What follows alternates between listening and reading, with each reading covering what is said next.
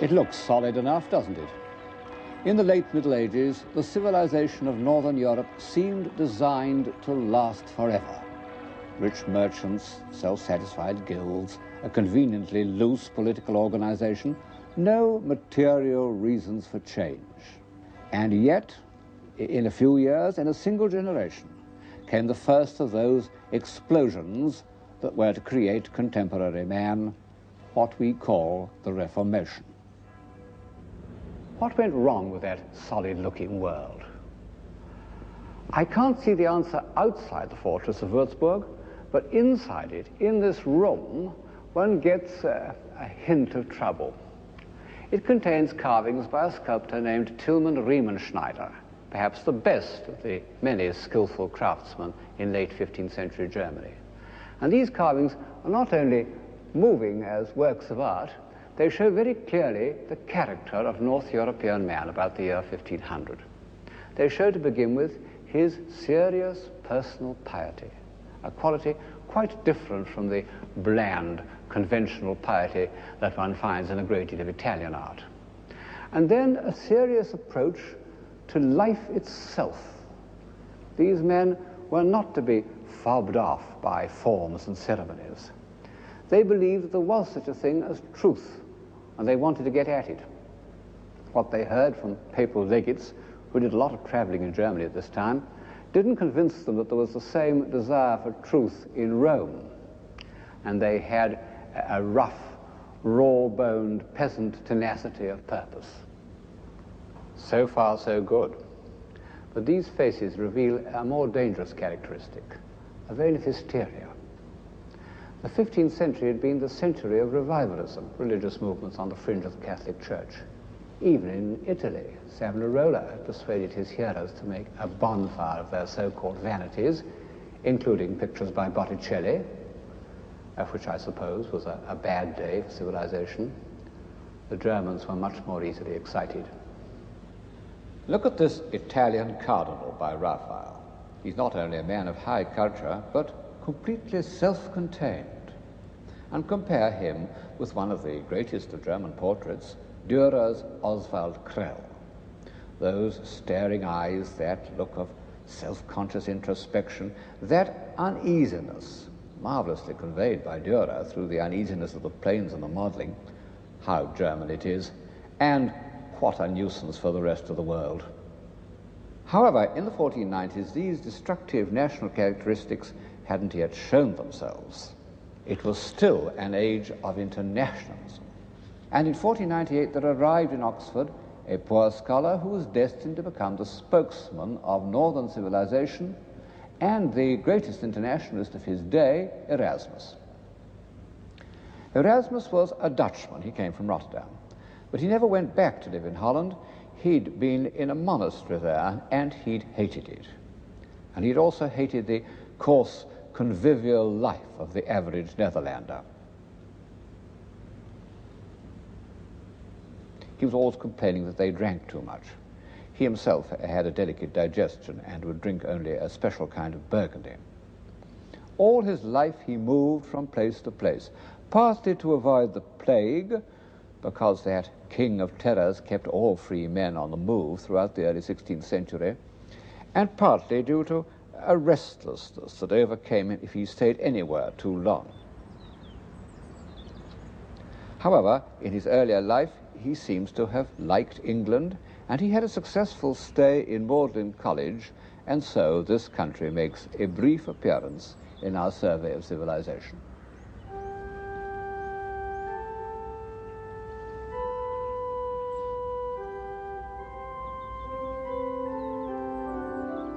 You know, considering the barbarous and disorderly state of England of the 15th century, Oxford and Cambridge are astonishing creations.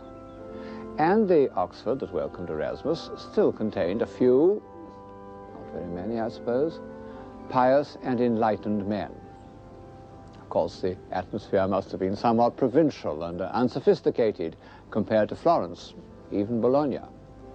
And yet, about the year 1500, this kind of naivete had its value, and Erasmus, who was anything but naive, recognized it. He'd seen enough of the religious life to know that the church must be reformed not only in its institutions, but in its teachings. It was once the great civilizer of Europe, and now it was aground, stranded on forms and vested interests.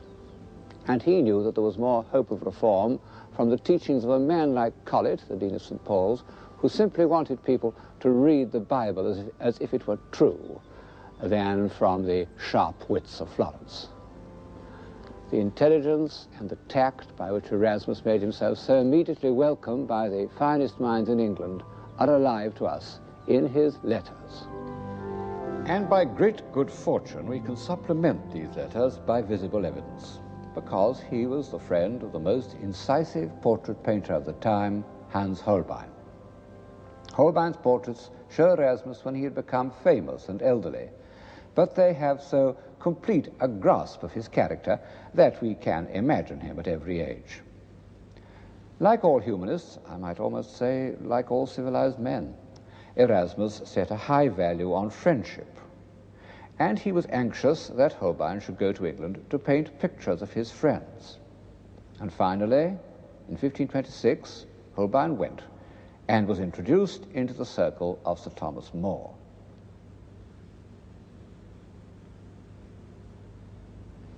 The brilliant youth with whom 20 years earlier Erasmus had fallen in love was now Lord Chancellor. He was also the author of the Utopia, where in rather a quaint style he recommends almost everything that was believed in by enlightened reformers in the 1890s. Holbein painted a large picture of Sir Thomas More and his family. Erasmus was staying in the house at the time. Alas, the picture was burnt, but the original drawing remains with the name of the sitters written in.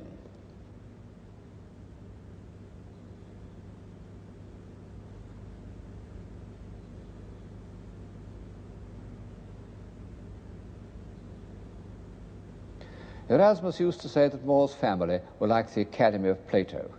Well, in Holbein's studies of the heads, they don't look oppressively intellectual, but alert, sensible people of any epoch.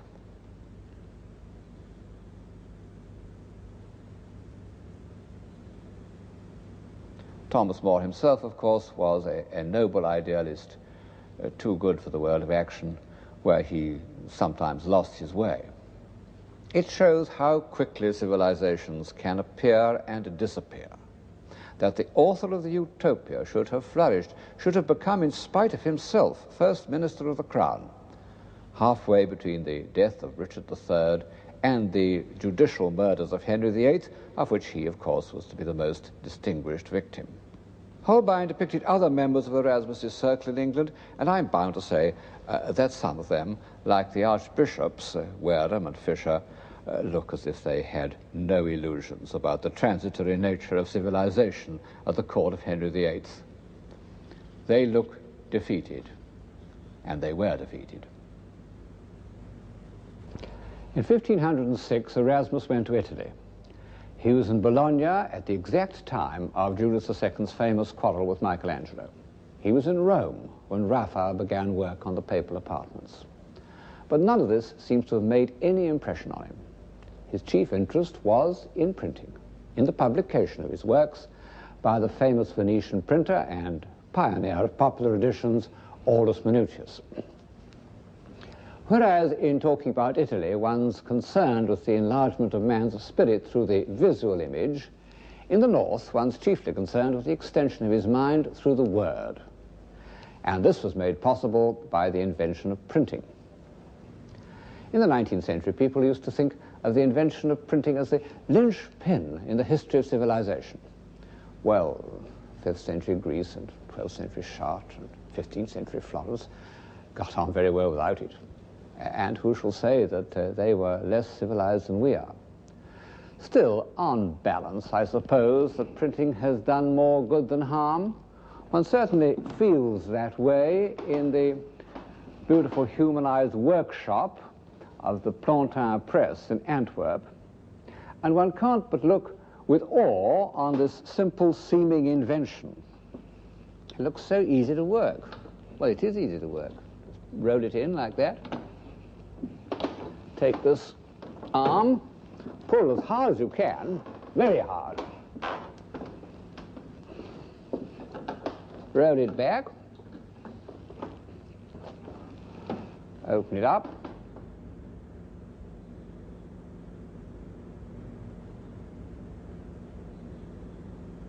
and you take out your printed sheet.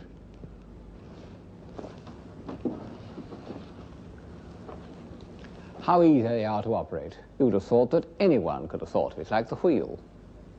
Yet it was so effective that it remained practically unchanged for about 400 years. And perhaps one's doubts about the civilizing effect of printing have been aroused by a later development of the craft. Of course, printing had been invented long before the time of Erasmus. Gutenberg's Bible was printed in 1456.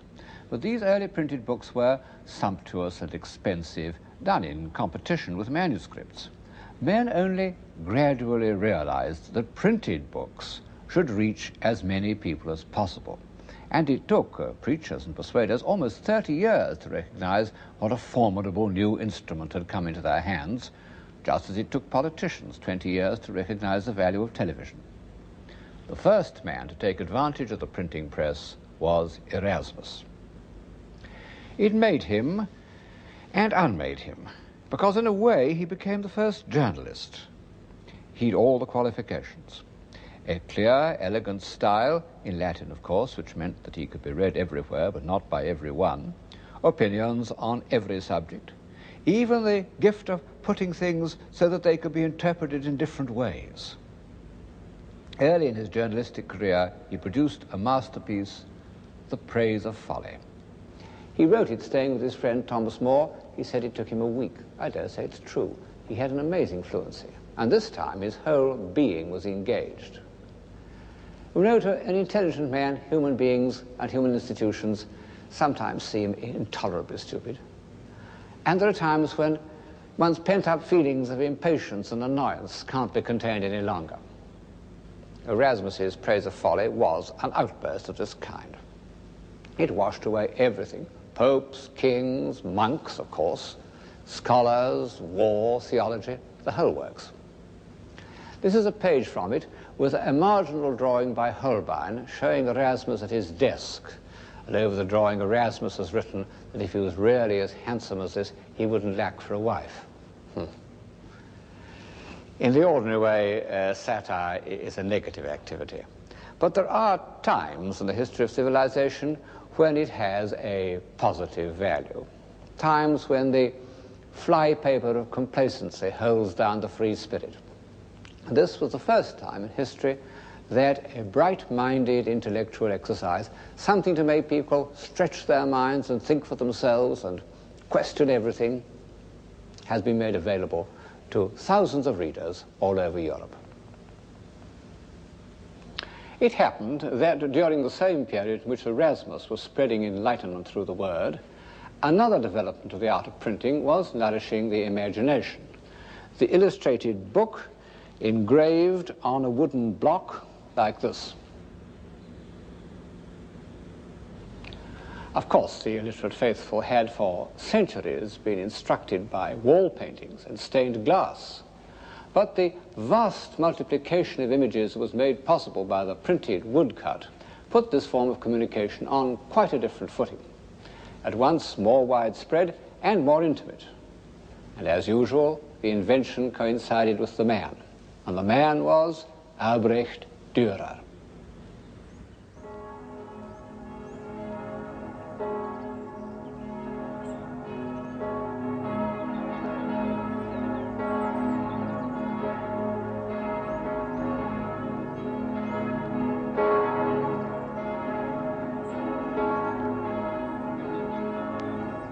He was born and brought up in Nuremberg, the town of the Meistersingers.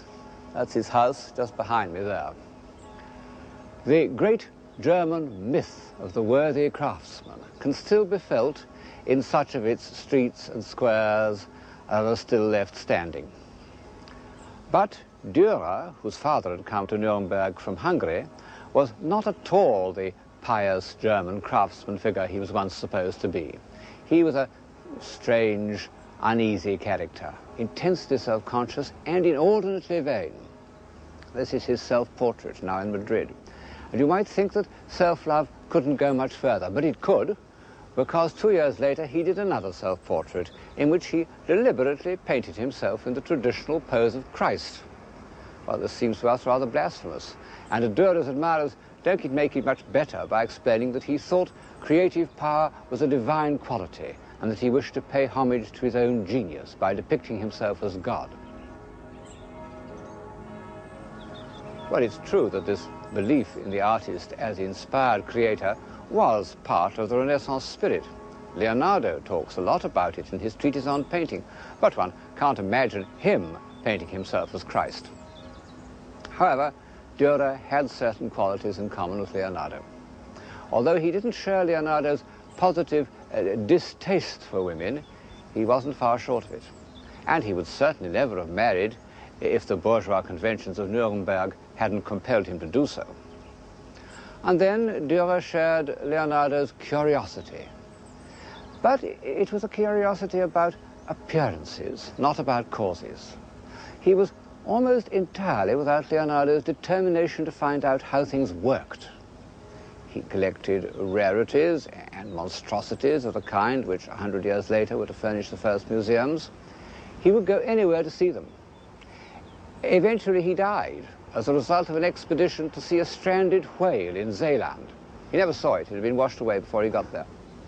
However, he did see a walrus whose shiny snout delighted him. Dürer's curiosity about nature had less questionable results in the drawings he did of flowers and grasses and animals. No man has ever described natural objects more minutely. And yet, to my eye, something is missing: the inner life. This drawing of blades of grass, which is greatly admired, looks to me like the back of a case containing a stuffed animal.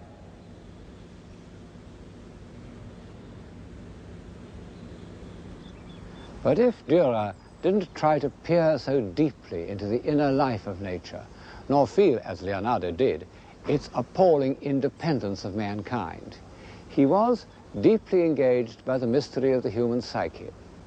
His obsession with his own personality was part of a passionate interest in psychology in general, and this led him to produce one of the great prophetic documents of Western man, the engraving he entitled Melancholia I.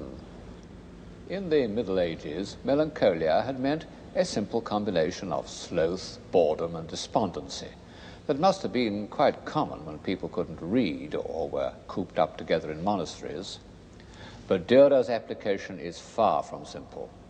This figure is humanity at its most evolved, with wings to carry her upwards.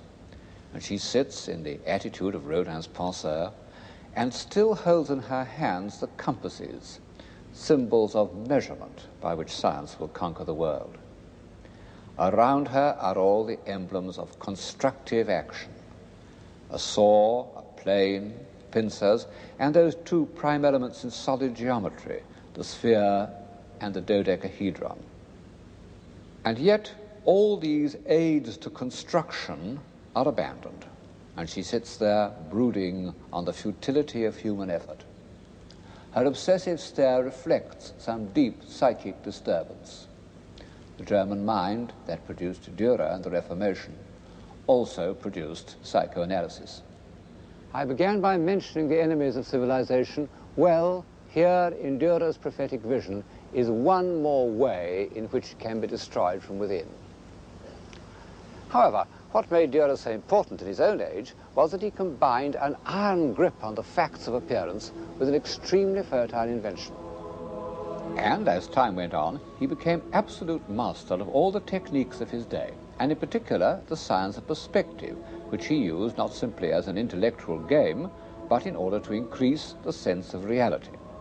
His woodcuts diffused a new way of looking at art, not as something magical or symbolic, but as something accurate and factual. His treatment of sacred subjects carried absolute conviction. I don't doubt that the many simple people who bought his woodcuts of the life of the Virgin accepted them as a correct record.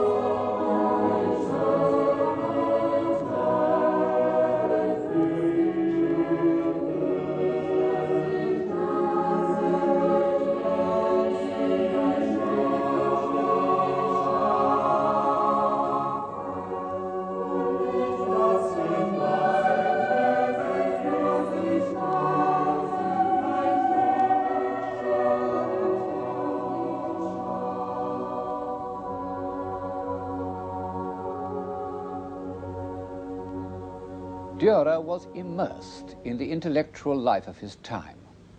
In the same year that Erasmus completed his translation of St. Jerome's letters, Dürer did this delicate engraving of his hero at work. What an Erasmian room! Clear, sunny, orderly, with its reminder of death, but also with lots of cushions, which they don't give you in monasteries. And Dürer made an even more striking reference to Erasmus in the engraving of the Knight with Death and the Devil. One of Erasmus's most widely read books was called The Handbook of the Christian Knight, and it was almost certainly in the artist's mind when he did this engraving, because he writes in a diary that refers to the engraving, "O Erasmus of Rotterdam, when wilt thou take thy stand? Hark, thou Knight of Christ, ride forth at the side of Christ our Lord, protect the truth, obtain the martyr's crown."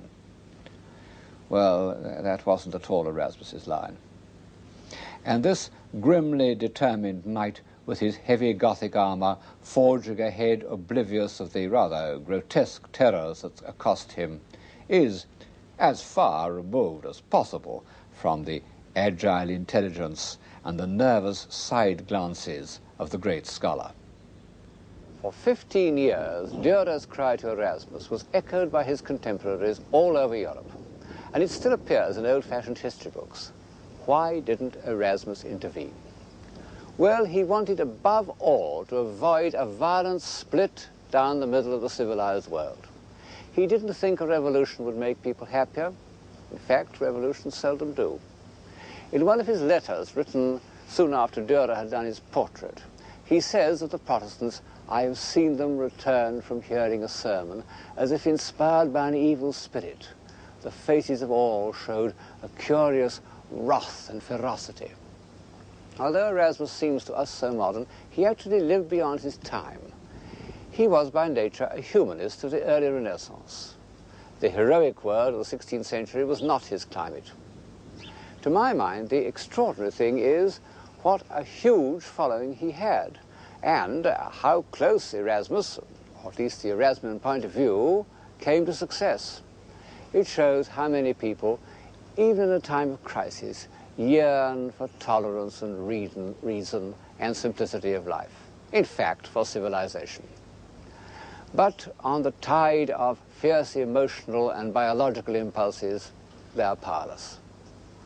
So, almost 20 years after the heroic spirit was made visible in the work of Michelangelo, it appears in Germany in the words and actions of Luther. whatever else he may have been, Luther was a hero. And after all the doubts and hesitations of the humanists and the hovering flight of Erasmus, it's with a real sense of emotional relief that we hear Luther say, "Here I stand."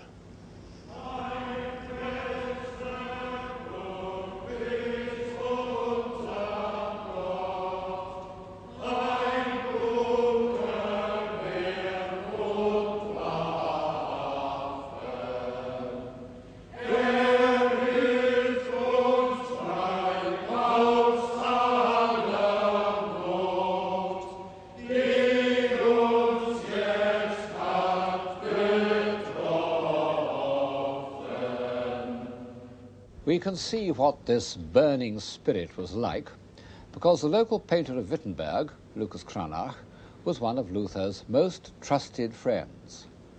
And Cranach portrayed Luther in all his changing aspects.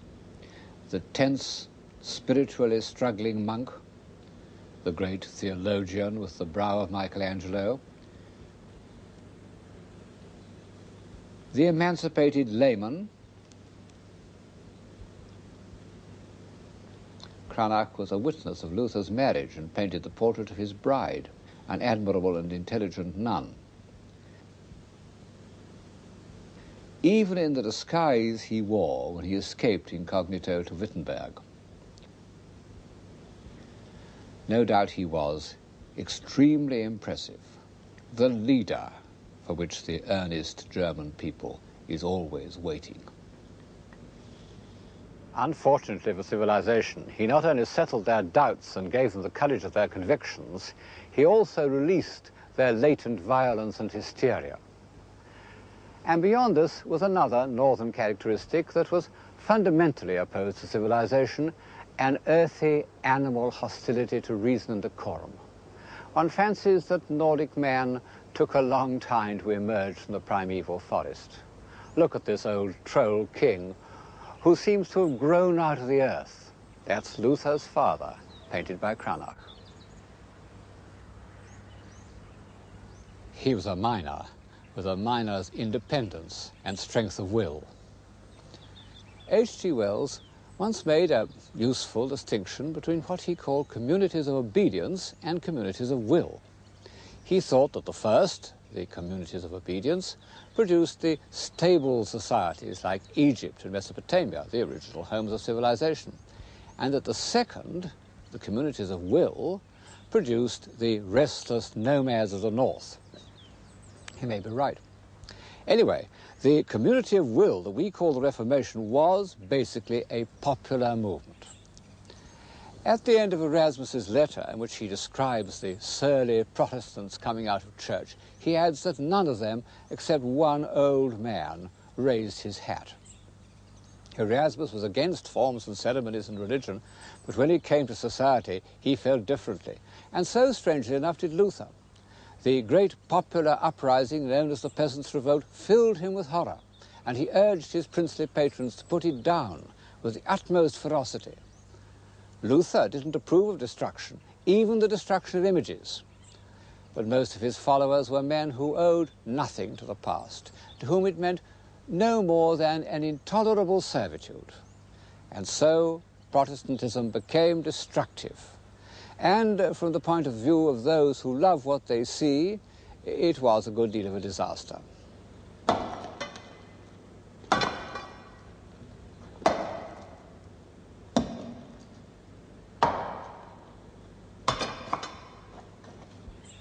Well, we all know about the destruction of images, what we nowadays call works of art.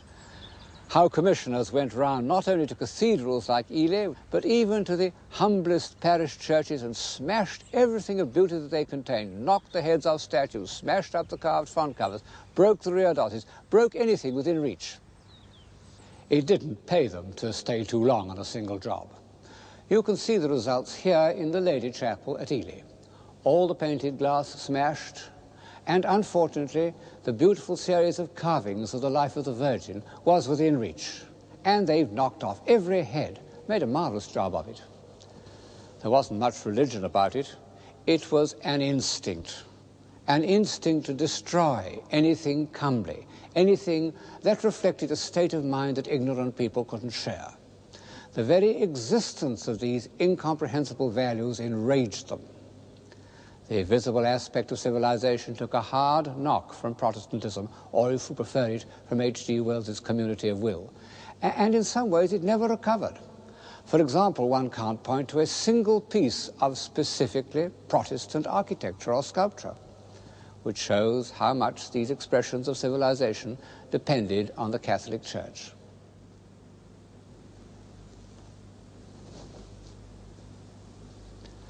But it had to happen.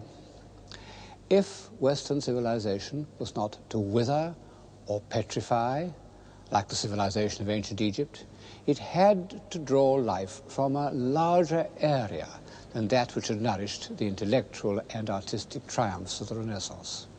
And ultimately, a new civilization emerged. But it was a civilization not of the image, but of the word. Luther gave his countrymen words. Erasmus had written solely in Latin. Luther translated the Bible into German, noble German too, as far as I can judge, and so gave people not only a chance to read Holy Writ for themselves, but the tools of thought. And the medium of printing was there to make it accessible. The translations of the Bible by Calvin into French, by Tyndale and Coverdale into English, were crucial in the development of the Western mind. And if I hesitate to say to the development of civilization, it's because they were also a stage in the growth of nationalism. And as I've said, and shall go on saying this series, nearly all the steps upward in civilization have been in periods of internationalism. Well, whatever the long-term effects of Protestantism, the immediate results were very bad. Not only bad for art, but bad for life. The North was full of bully boys. They appear frequently in 16th century German art, very pleased with themselves, apparently much admired. They rampaged about the country and took any excuse to beat people up. All the elements of destruction were let loose. 30 years earlier, Dürer had done a series of wood engravings illustrating the apocalypse. You can say that they express the Gothic side of his nature, or you can regard them as prophetic, because they show with terrifyingly effective precision the horrors that were to descend on Western Europe, both sides proclaiming themselves as the instruments of God's wrath. Fire rains down from heaven on kings, popes, monks, and poor families.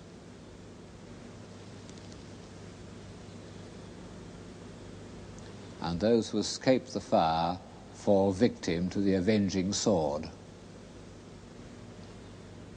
It's a terrible thought that so-called wars of religion, of course being used as a pretext for political ambitions, but still providing a sort of emotional dynamo, that wars of religion went on for 120 years and were accompanied by such revolting episodes as the massacre of St. Bartholomew.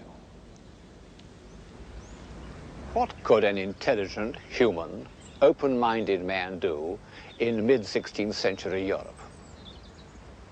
Keep quiet, work in solitude, outwardly conform, inwardly remain free.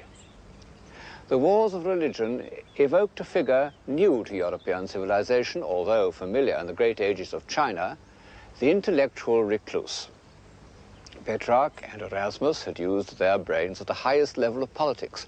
They had been the advisors of princes. Their successor, the greatest humanist of the mid-16th century, retreats into his tower. It was a real tower, not the ivory tower of cliché language. This man who retreated into his tower was Michel de Montaigne. He was a fairly conscientious mayor of Bordeaux, but he refused to go any nearer to the center of power. He preferred his tower, where through his window, in his own words, he enjoyed a far-extending, rich and unresisted prospect.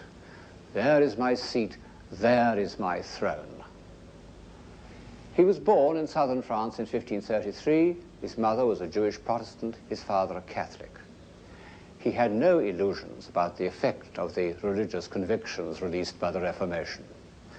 He said, in trying to make themselves angels, men transform themselves into beasts. But Montaigne was not only detached from the two religious factions, he was slightly skeptical about the Christian religion altogether. He said, I would willingly carry a candle in one hand for St. Michael and in the other for his dragon. Actually, he was thinking of a picture of his patron saint that hung in this room.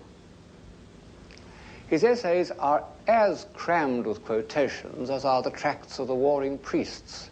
But instead of being texts from the Bible, they are quotations from the authors of Greece and Rome, whose works he seems to have known almost by heart. He had his favorite quotations written on the beams of his study. And the one above my head says, Homo sum humani a me nihil alienum puto. I am a man, and think that nothing human is foreign to me. He used these texts, as the Reformers had used the Bible, to find out the truth. But it was a concept of truth very different from that which serious men had sought in Collett's sermons or Erasmus's New Testament. It involved always looking at the other side of every question, however shocking, by conventional standards, that other side might be. Burning a candle both to St. Michael and his dragon. It was a truth that depended on the testimony of the only person he could examine without shame or scruple, himself. In the past, self-examination had been painful and penitential. To Montaigne, it was a pleasure. But as he says, no pleasure hath savour unless I can communicate it, and in order to do so, he invented the essay, which was to remain the accepted form of humanist communication for 3 centuries. These self-searchings really marked the end of the heroic spirit. As Montaigne says, sit we upon the highest throne in the world, yet sit we only upon our own tails. The strange thing is that people on high thrones didn't resent Montaigne. On the contrary, they sought his company. Had he lived, his friend Henry IV might have forced him to become Chancellor of France. But he preferred to remain here, in his tower. This is the background of Shakespeare. Well, of course, we can't compress Shakespeare into the scale of the program, but I can't altogether omit him because one of the first ways in which I would justify civilization is that it can produce a genius on this scale. In his freedom of mind, in his power of self-identification, in his complete absence of any dogma, Shakespeare sums up and illuminates the piece of history that I've just described. His mature plays are, amongst other things, the poetical fulfillment of Montaigne's intellectual honesty. In fact, we know that the first edition, English edition of Montaigne made a deep impression on Shakespeare. But Shakespeare's skepticism was more complete and more uncomfortable. Instead of Montaigne's detachment, there's a spirit of passionate engagement. And instead of the essay, there's the urgent communication of the stage. What? Art mad? A man may see how this world goes without eyes. Look with thine ears. Thou rascal beadle, hold thy bloody hand. Why dost thou lash that whore? Strip thine own back. Thou hotly lusts to use her in that kind for which thou whipp'st her. The usurer hangs the cozener. Through tattered clothes, small vices do appear. Robes and furred gowns hide all. Plate sin with gold, and the strong lance of justice hurtless breaks. Arm it in rags, a pygmy's straw does pierce it. None does offend, none, I say, none. pure Montaigne, with a difference. You know, this must be the first time, and there will be the last time, that a supremely great poet has been without religion. Tomorrow, and tomorrow, and tomorrow creeps in this petty pace from day to the last syllable of recorded time. And all our yesterdays have lighted fools the way to dusty death. Out, out, brief candle. Life's but a walking shadow, a poor player that struts and frets his hour upon the stage and then is heard no more. It is a tale told by an idiot, full of sound and fury, signifying nothing. How unthinkable before the breakup of Christendom, the tragic split that followed the Reformation. And yet, I feel that the human mind has gained a new strength by outstaring this emptiness.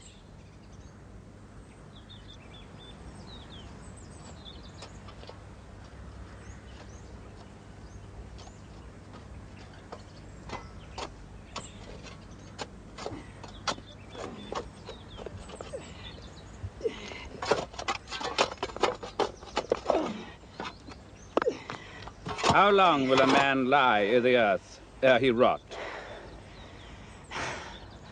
In faith, if he be not rotten before he die, as we have many pocky courses nowadays as will scarce hold the lying in. Oh, it lasts you 8 year or 9 year. A tanner will last you 9 year. Why he more than another? Why, sir, his hide is so tanned with his trade as will keep out water a great while.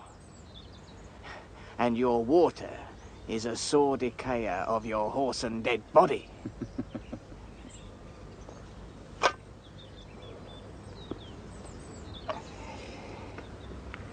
Here is a skull that hath lain you in the earth 23 year. Whose was it? A whoresome mad fellow it was. Whose do you think it was? Nay, I know not. Pestilence on him for a mad rogue. Poured a flagon of Rhenish on my head once. This same skull, sir. Yorick's skull. The king's jester. This? Ain't that? Let me see. Alas, poor Yorick. I knew him, Horatio. A fellow of infinite jest, of most excellent fancy. He hath borne me on his back 1,000 times. And now, how abhorred in my imagination it is. My gorge rises at it. Here hung those lips that I have kissed, I know not how oft. Where be your jibes now? Your gambols? Your songs? Your flashes of merriment that were wont to set the table on a roar? Not one now to mock your own grinning. Quite chap fallen. Now, get thee to my lady's chamber, and tell her, let her paint an inch thick. To this favor, she must come. Make her laugh at that. I prithee, Horatio, tell me one thing. What's that, my lord? Dost thou think Alexander looked o' this fashion i' the earth? E'en so. And smelt so. Ha! E'en so, my lord. To what base uses we may return, Horatio. Why may not imagination trace the noble dust of Alexander till he find it stopping a bunghole? But to consider too curiously, to consider so. Oh, faith, not a jot, but to follow him thither with modesty enough and likelihood to lead it. As thus, Alexander died, Alexander was buried. Alexander returneth to dust. The dust is earth. Of earth we make loam. And why of that loam whereto he was converted might they not stop a beer barrel? Imperious Caesar, dead and turned to clay, might stop a hole to keep the wind away. Oh, that that earth which held the world in awe might patch a wall to expel the winter's flaw.